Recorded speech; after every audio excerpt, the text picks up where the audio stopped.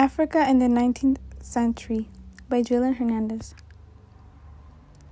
The main factors of imperialism. These were the 7 causes for the rise of imperialism. Human nature. Imperialism was the result of the hunting and looting tendency of human beings. Desire for conquest and power. In ancient, middle, and modern times, there have been the tendency among the rulers to establish a vast empire. Place for additional population. The population of Italy, Japan, and Germany is more compared to their areas. Aggressive nationalism. A simple result of aggressive nationalism is imperialism.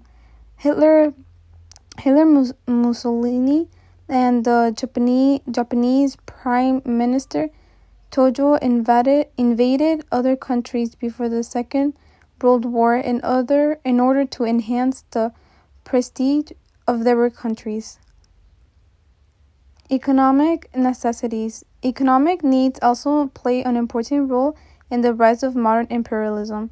Propaganda of religion. The imperialists have been of the view that their religion is the best. Therefore, they have been sending their missionaries to backward countries in order to propagate their religion and to make them civilized. In this way, in the guise of religion, after establishing their area of influence, they used to establish their rule by aggression, diplomatic and strategic reasons. Many imperialist countries want to establish their empire because it helps them to gain influence in the diplomatic field. Sometimes certain nations are in need of places of strategic importance in other countries, and they establish their control over them. Major factors for colonization. The main purpose of Europeans pushing imperialism into Africa was because of economic, political, and social reasons. But for colonization, there was also the religious reason. It all began in 1881 and lasted until 1914. During the 19th century, Europe was facing economic depression due to the France-Prussian War that France had faced. Also, the Treaty of Frankfurt forced the country to pay for the war reparation for Germany, France, and Great Britain were losing a lot of money. Why was Europe interested in Africa? Europeans first became interested in Africa for trade route purposes. They were looking for ways to avoid the taxes of Arab and Ottoman empires in Southwest Asia. Slave trade.